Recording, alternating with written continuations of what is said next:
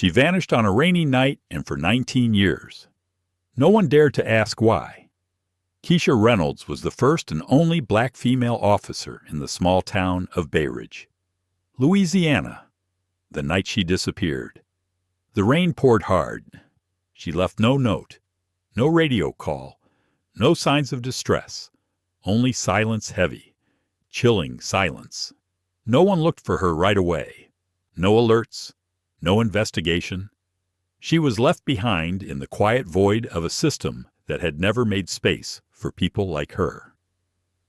In August 2015, a group of construction workers clearing part of a marshland near Highway 27 spotted the top of an old car roof breaking the surface, and the vehicle had a Bayridge Police Department tag. Inside, there was something that made even the search team break down in tears.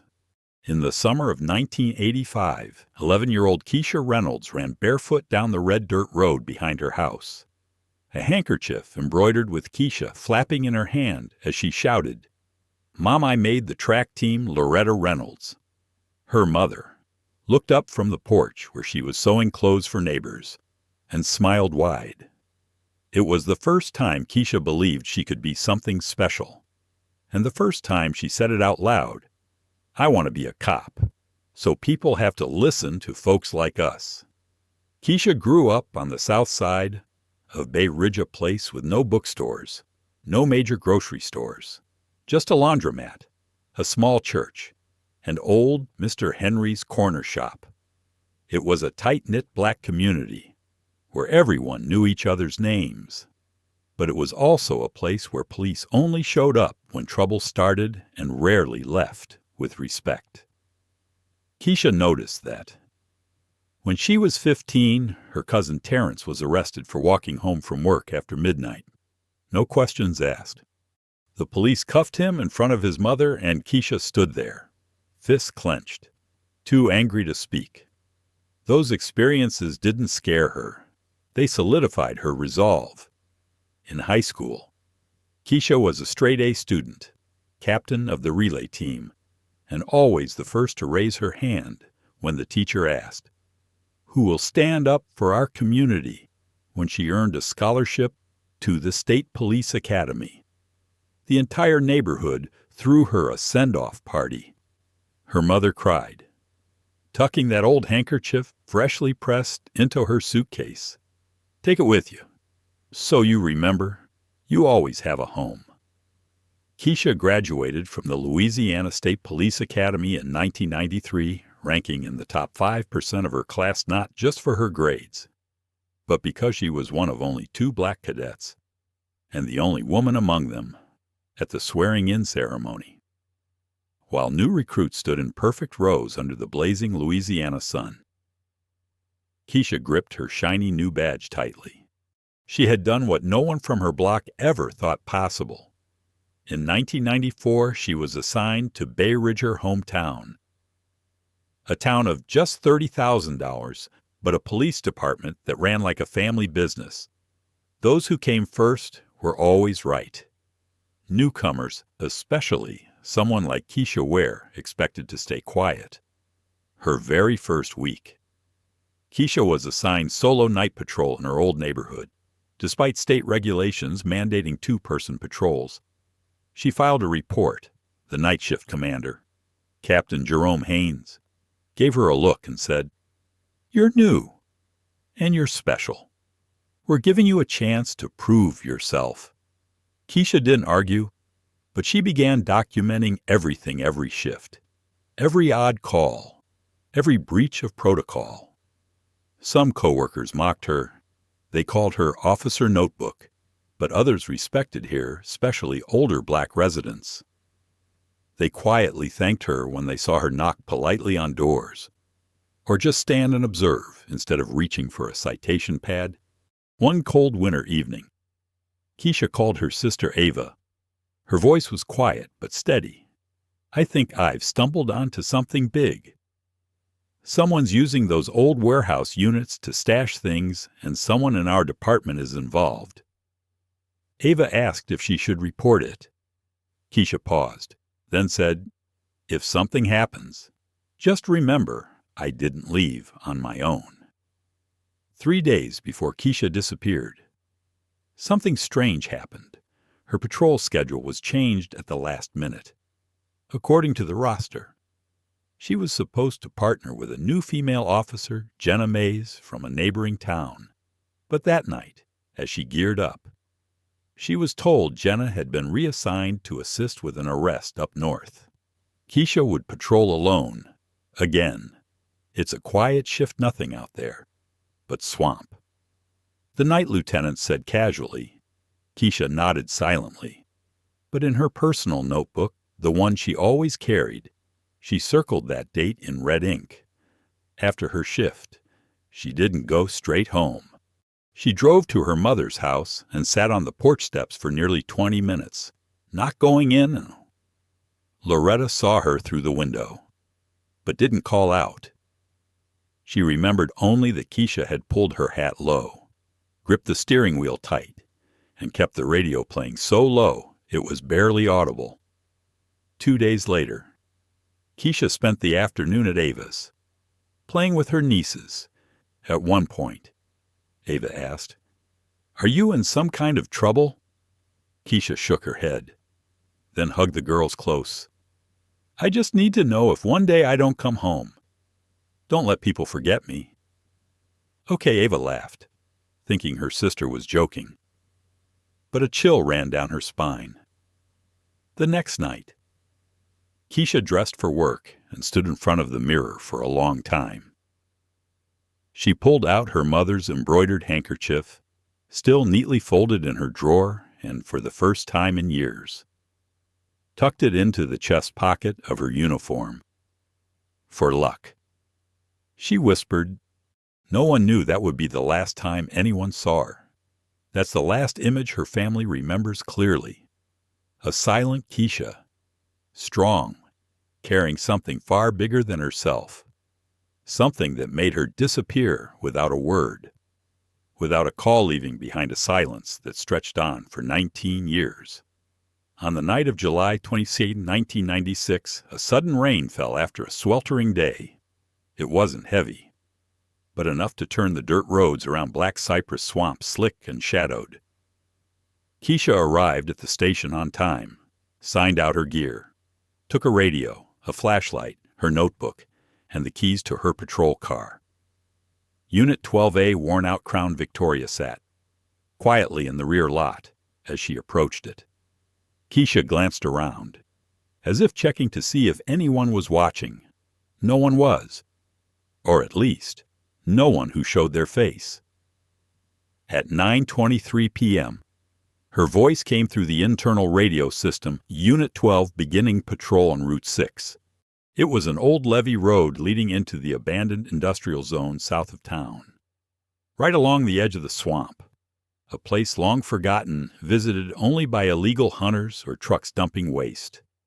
On the map, it was the end of the patrol line. No surveillance cameras, no homes.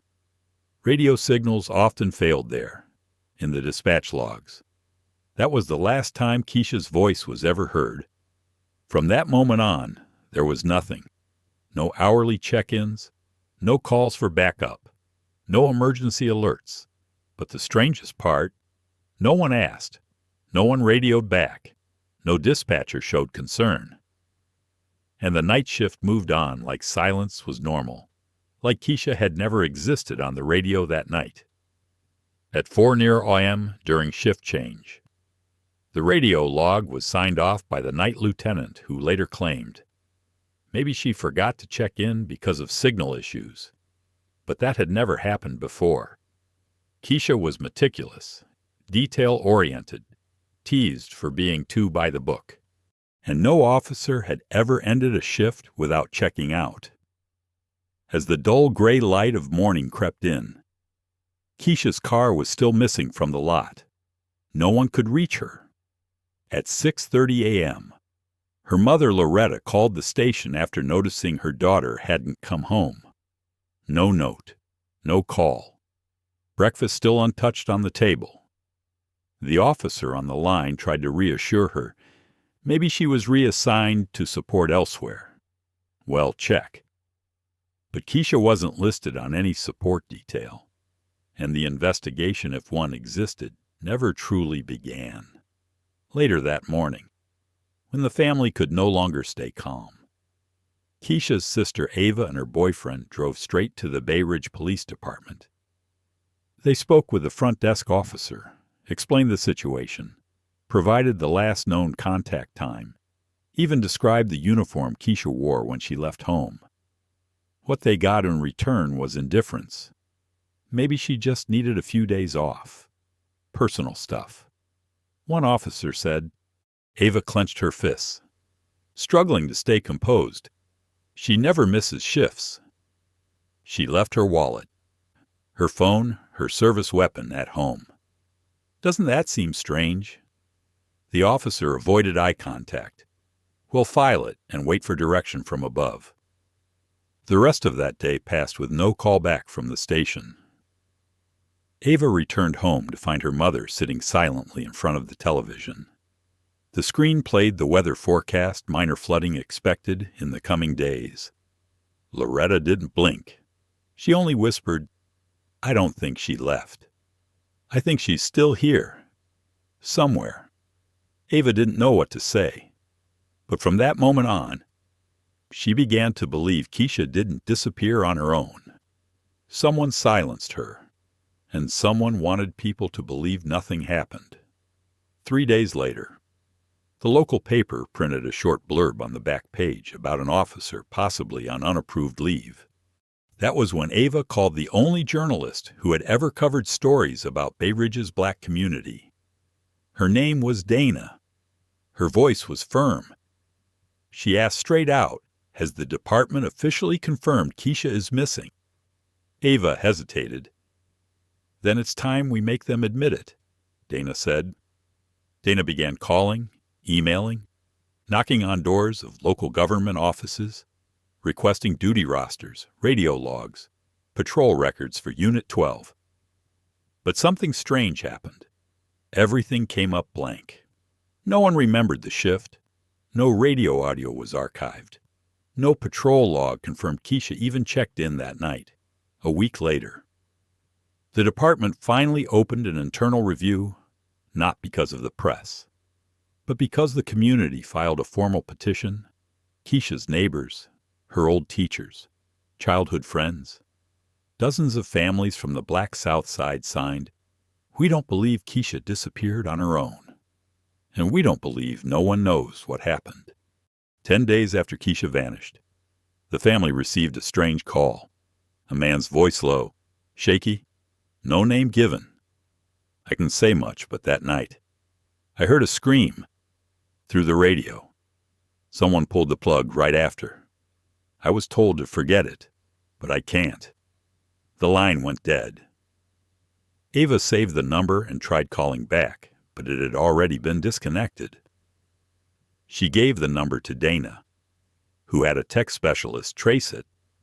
The result: email came from an internal line at the Bayridge Police Relay Station, a line only accessible to people inside the department.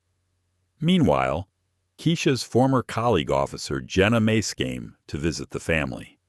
Her eyes were full of conflict. "I can't go public," she said, "but I was scheduled to patrol with Keisha that night. Then they pulled me off last minute. No explanation. I saw her walk to the car alone. She looked at me and smiled. A sad smile. Like she already knew." Jenna hesitated, then added, "I heard she was investigating someone quietly, but no one wants to say who. They told me to stay silent, or would be transferred far away." The family and Dana slowly realized this wasn't just a personal tragedy. This was a network of silence, a wall of complicity built by people in power, trained to cover their own. Every witness they found had one thing in common. They were afraid, not of breaking the law, but of the people enforcing it. When Ava later visited the station to retrieve Keisha's personal belongings, what they called unissued property, she received a small box. Inside were Keisha's badge, her wristwatch, and a handkerchief embroidered with her name. but not the handkerchief. The one Keisha carried with her that night, Ava asked. Is this everything? The officer replied coldly. Items are stored per inventory. If it's not in the record, we're not responsible. Ava said nothing.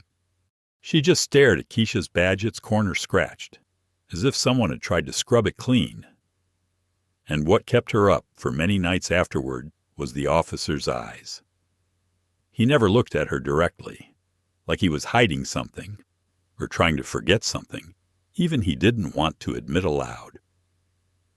On the evening of July 20, 1996, rain fell unexpectedly after a scorching day. It wasn't heavy, but just enough to make the red clay roads around Black Cypress Swamp slick and dim in the gloom.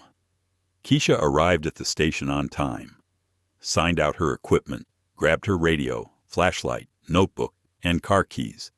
Patrol car Unit 12VO, beaten crown Victoria sat idling in the back lot.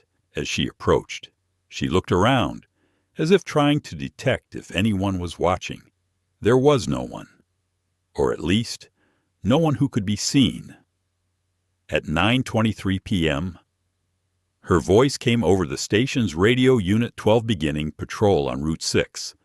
That was the old levee road leading into the abandoned industrial zone south of town, bordering the swamp, a place long forgotten used only by illegal hunters or trucks dumping waste, according to their maps. That was the last stop in her patrol. No surveillance cameras, no houses. Radio signal fluttered there frequently in the dispatch log. That was the last time Keisha's voice was heard. From that point on, nothing. No hourly check-ins, no calls for backup, no emergency alerts. Most bizarrely, no one followed up. No one radioed her. No single operator raised an eyebrow. And the shift just carried onus, though this silence were normal, as though Keisha had never existed on the radio that night. At 4 a.m. during the shift handover, the radio log was signed for by the night lieutenant, who later said, maybe she forgot to check in. Signal must have been bad, but that had never happened before. Keisha was known for her thoroughness, meticulous, almost annoyingly by the book, and no officer ever left a shift without checking out. By the gray dawn, Unit 12 still hadn't returned.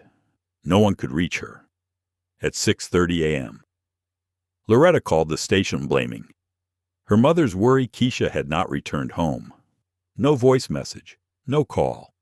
Breakfast still untouched. The officer tried to offer reassurance. Maybe she's been reassigned. We'll look into it. But Keisha wasn't listed on any support detail, and if there was any investigation, no one had started it. By mid-morning, the family couldn't stay quiet. Ava and her partner drove straight to Bayridge PD.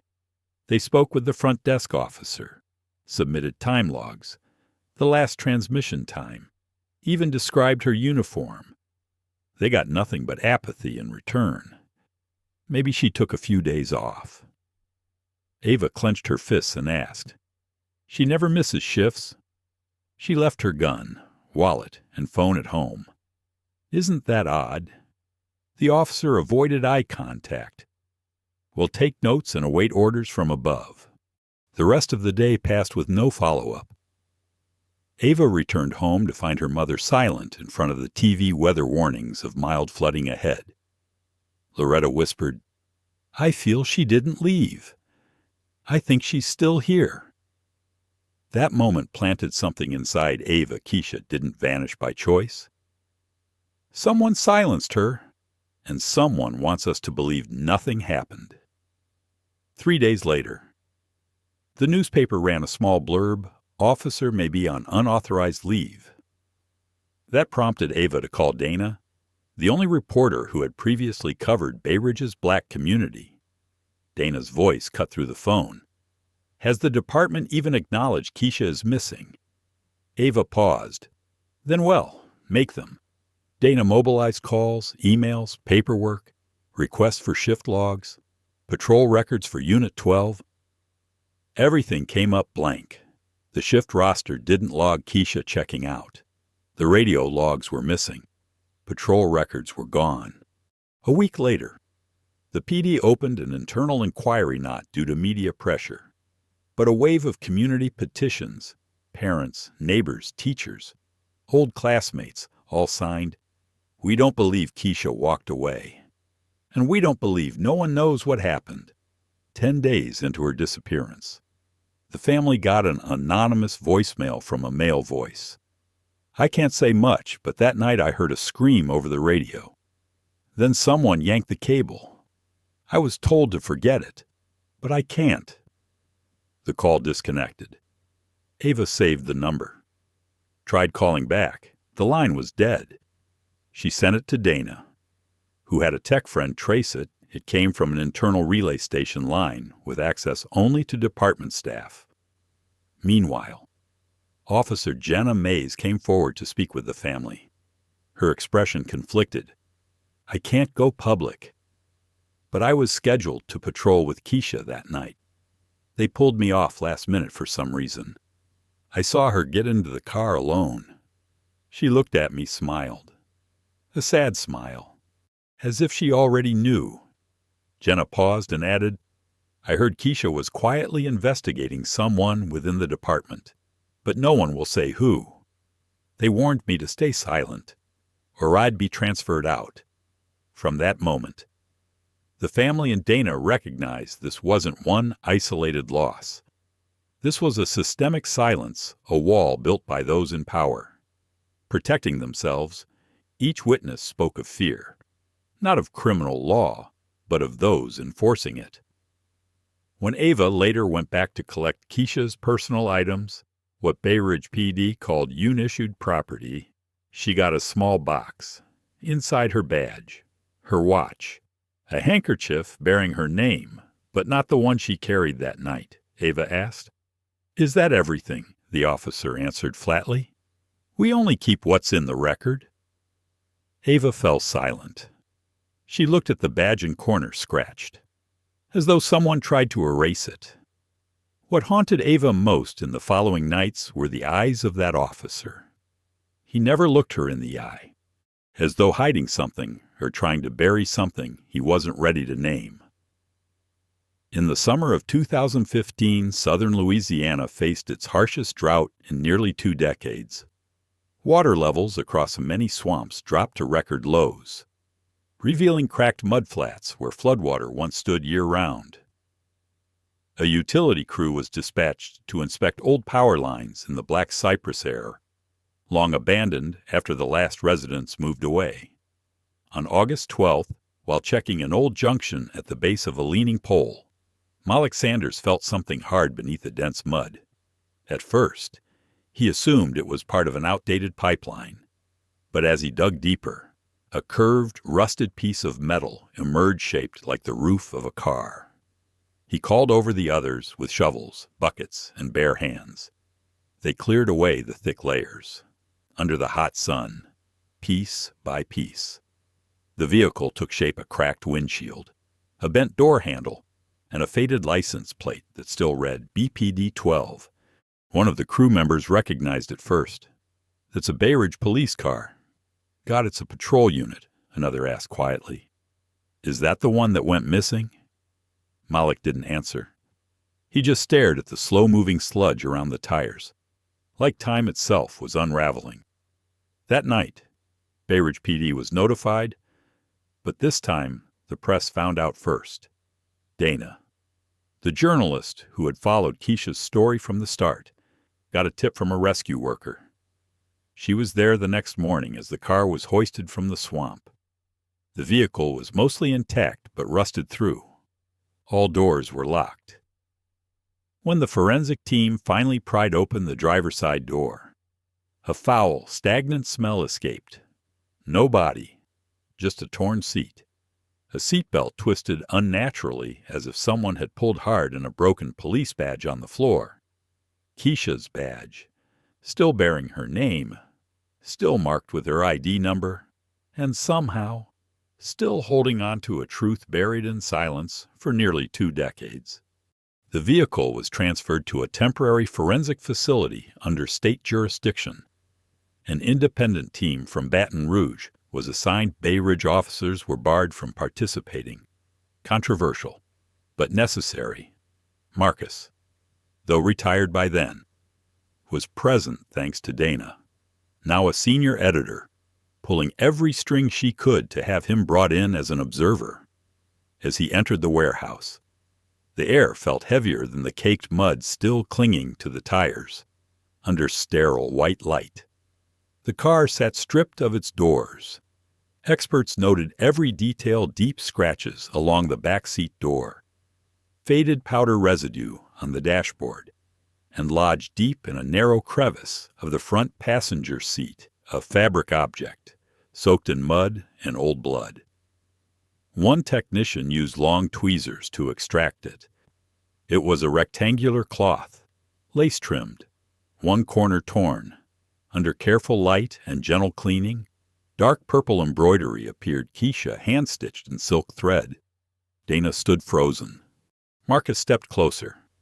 He knew that handkerchief. It had appeared in an old photo kept by Keisha's mother, a keepsake from middle school, always carried on important days. But why was it there? Why stained with blood?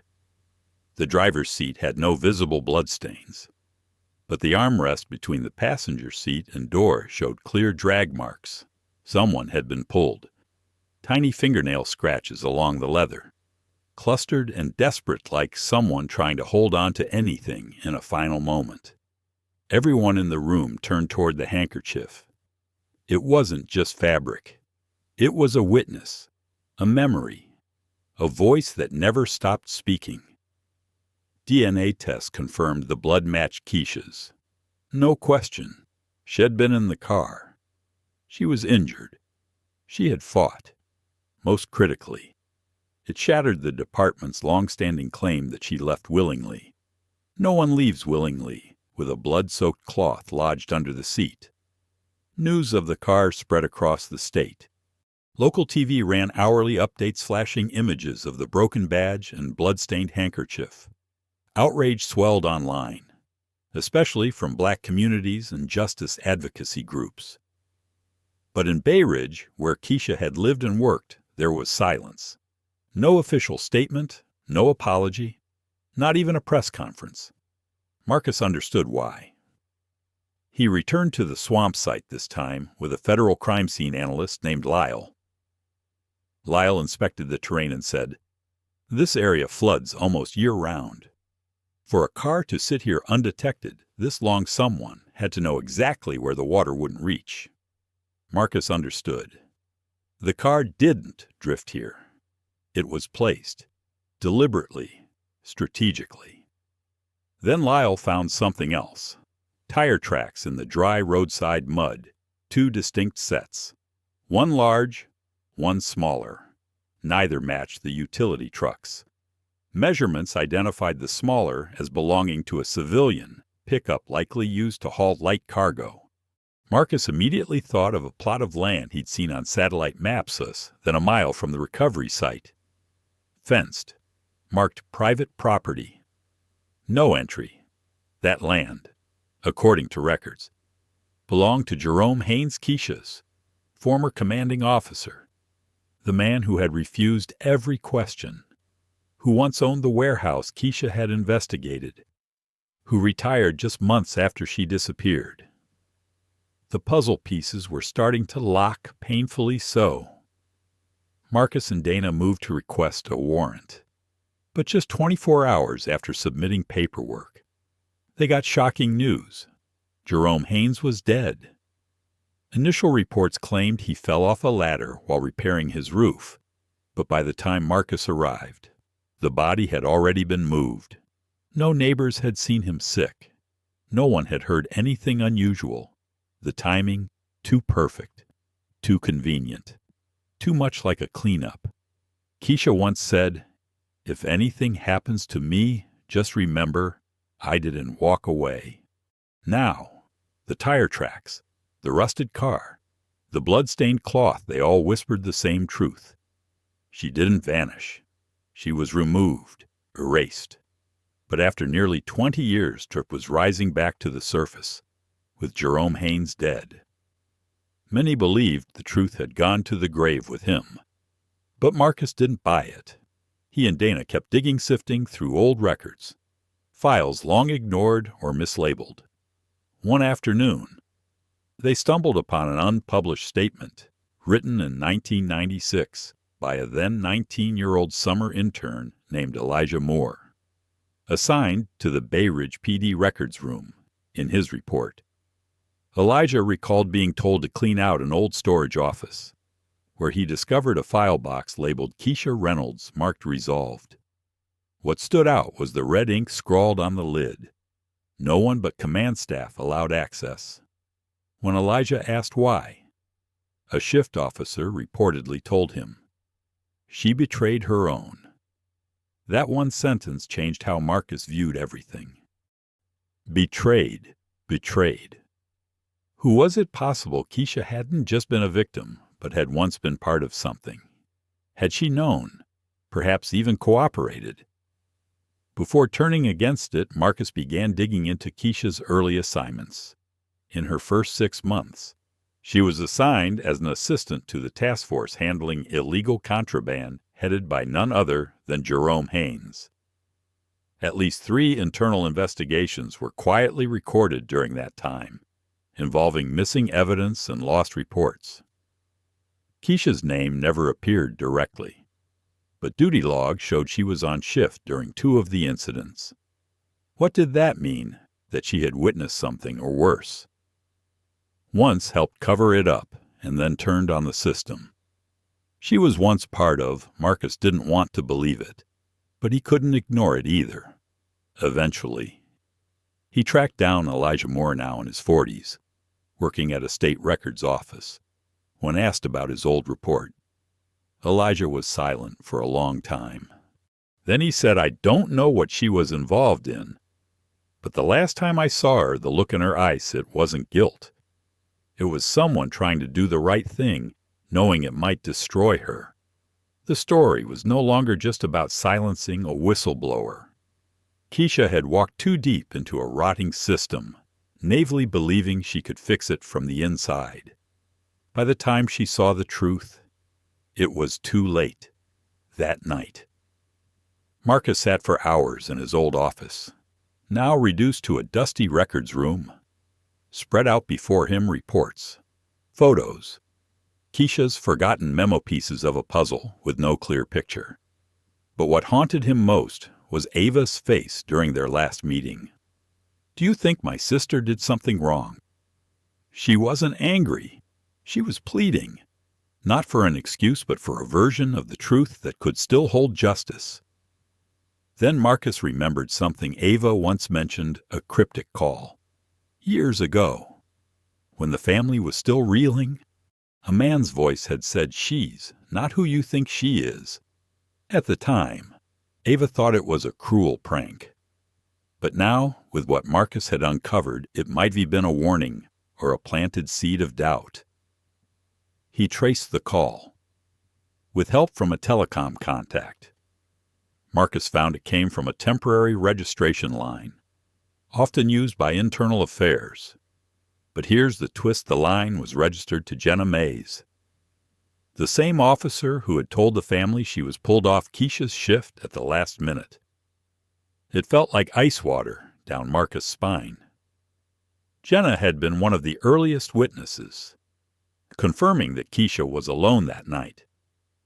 But if she made that call, then her role was to witness. It was something else. He tried reaching out. Disconnected line, vacant home. And at the department her personnel file was gone, as if she'd never existed. When Dana heard, she said simply, maybe she was planted from the start.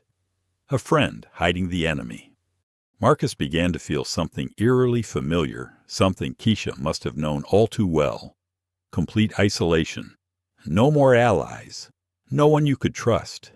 Every person in the story wore a mask. And maybe Keisha was the only one brave enough to take hers off, only to pay the price with her very existence.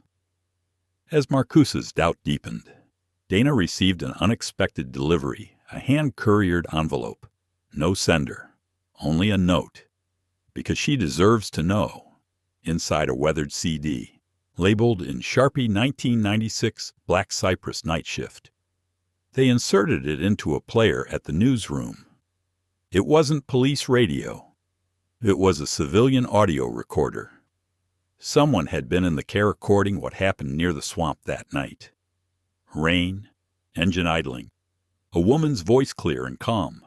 Unit 12 arrived at location. Silence, then footsteps, a car door flung open, a male voice, sharp and angry. "What the hell do you think you're doing?" Followed by a struggle. Keisha's voice screaming briefly, then another voice, colder, calm.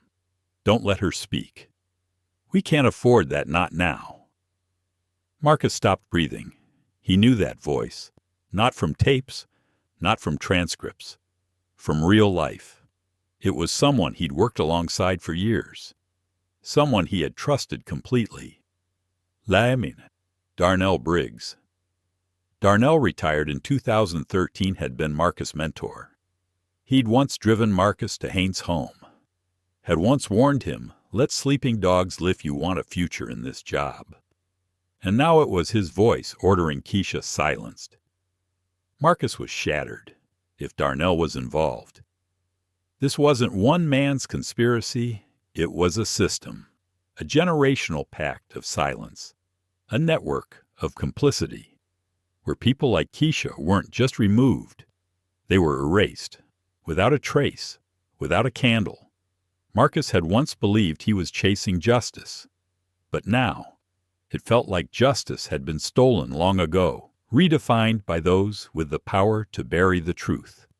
The blood-stained handkerchief, the rusted car buried in the mud, the cold voice in the middle of a stormy night. These things don't lie. They're not speculation. They're not emotion. They are truth buried for 19 years beneath layers of swamp. Silence and power, but truth, once revealed, cannot be buried again. And yet, despite everything uncovered, no one was arrested. No charges were filed. No formal funeral was ever held for Keisha because no body was ever found. All her family received was an internal report stamped insufficient evidence for criminal proceedings. Dana, now a spokesperson for an independent investigation group, organized a small memorial at the edge of Black Cypress, where the car was found. No microphones, no TV crews, just candlelight, quiet sobs, and handwritten notes tied to the rusted fence. "Keisha, we haven't forgotten." She spoke for us, a voice in the rain. Marcus left law enforcement for good, but he kept a replica of that handkerchief given to him by Keisha's family, a thank you and a reminder. In his final piece for the independent paper, he wrote, "Keisha didn't disappear. She was taken. And those who did it, though never indicted, will live forever with the fear that one day the truth will say their names." He ended with one line: "Justice in a courtroom. Justice is memory when we refuse to forget those who were forced into silence." Keisha Reynolds, the only black female officer ever to serve in Bayridge, was not protected by the system she once swore to uphold. But through this story, she is no longer just a missing name on a forgotten report. She is a symbol of what we all deserve to be seen, to be heard, to be remembered. What do you believe really happened to Keisha Reynolds? Have you ever felt like someone you loved was forgotten by the very systems meant to protect them?